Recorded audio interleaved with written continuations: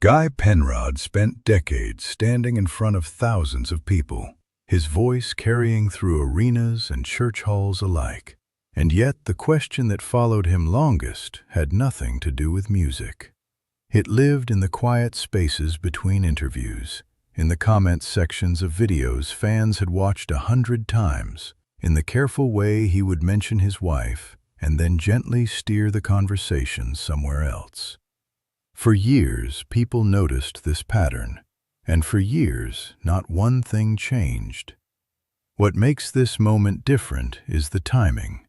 At 62 years old, after years of consistent silence on the subject, he finally addressed it directly.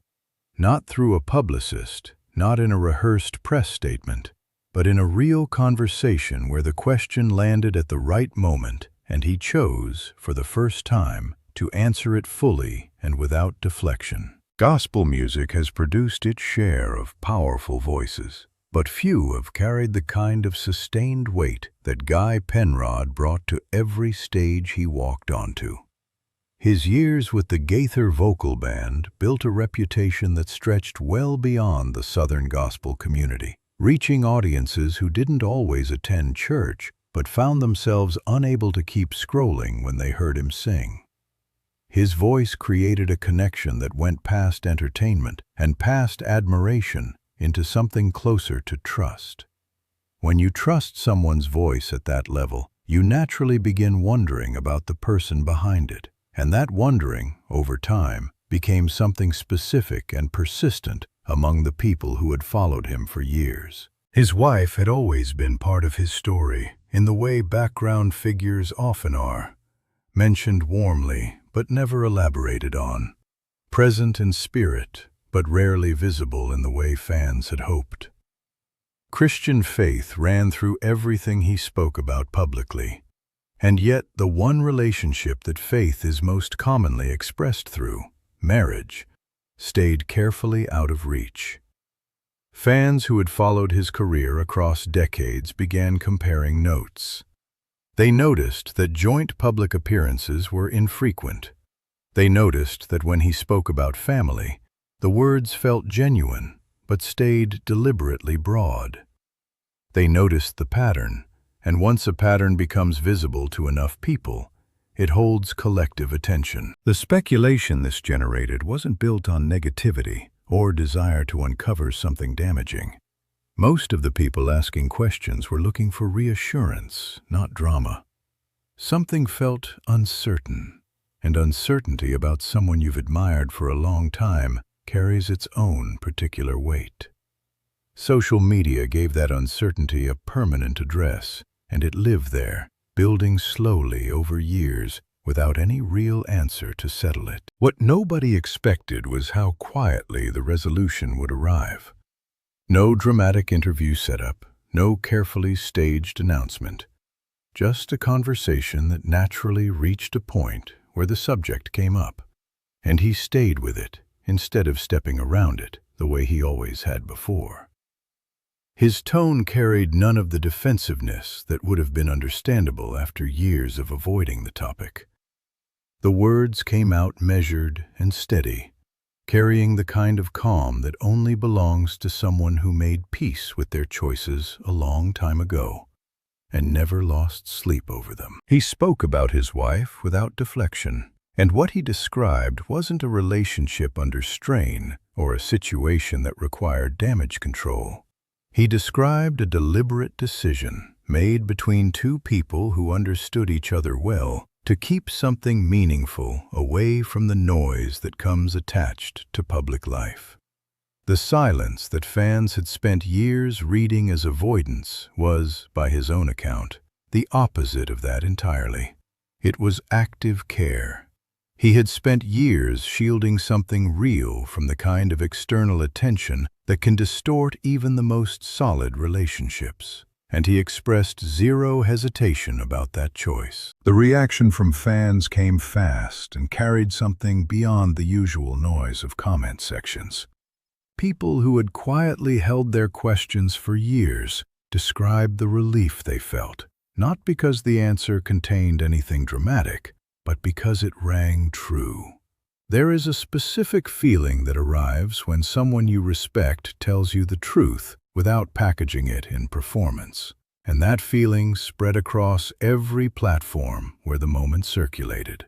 People who had never met him, who had only ever heard his voice through recordings and live concerts, felt something shift. What this moment revealed about Guy Penrod reaches past any single answer.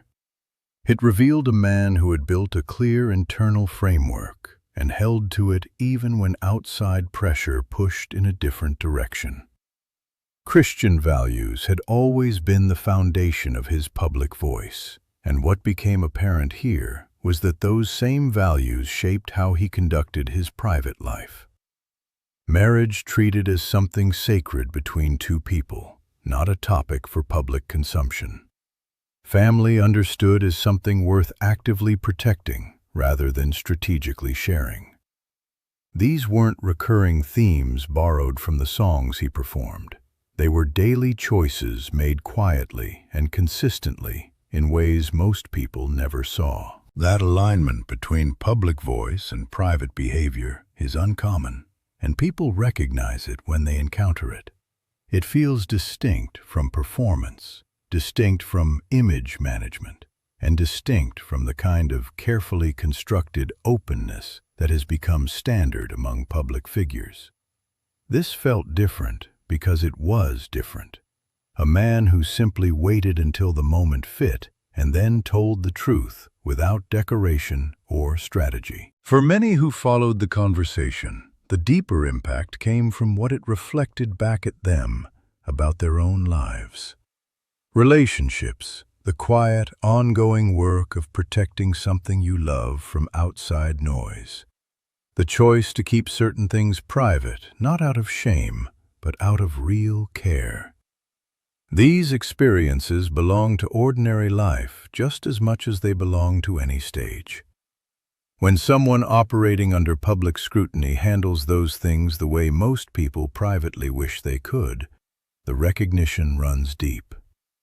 Comments filled with people describing their own deliberately protected relationships, their own choices to keep certain connections shielded from broader view, their own understanding of why some things lose something essential when shared too widely. The biography of a public figure rarely captures these moments accurately, because they don't fit neatly into career timelines or lists of professional achievements. They live in the gaps, in years of quiet consistency that produce no headlines. Guy Penrod's career in Christian music had delivered plenty of headline-worthy moments through his performances and his faith journey. What this offered was something that career coverage never quite reaches, a view of the values that held everything else together without anyone noticing. Looking at the years of silence now, they read differently. This wasn't someone managing a narrative before it could manage him, or concealing something uncomfortable from the people who trusted him. This was someone who understood that the depth of a relationship doesn't require public acknowledgement to be genuine. Faith communities have carried this understanding for a long time, that the most real expressions of belief live in private daily decisions rather than public declarations. His approach to marriage mirrored that understanding without contradiction. None of what he confirmed changes what fans already knew about his voice or his presence on stage, but it shifts something quietly and meaningfully in how they understand him as a whole person. The voice that moved people through gospel performances and worship experiences across decades belongs to someone who brings the same depth of conviction to his private life that he carries into every song. That consistency between public presence and personal character is something audiences feel before they can fully explain it. And recognizing it here deepened a connection that was already strong. The question people had carried for years turned out to have an answer quieter than the question itself, and somehow more satisfying because of that. He confirmed what he valued. He confirmed how he actually lived. And he confirmed that the relationship at the center of his private life was exactly what it had always appeared to be from the outside. Genuine, protected, and built on something that didn't need the world watching to hold together. That's what remains when the conversation ends. Not the rumor that started it, not the years of speculation that filled the silence, but the clarity of a moment when a steady voice finally spoke, and the answer turned out to be worth every year of waiting.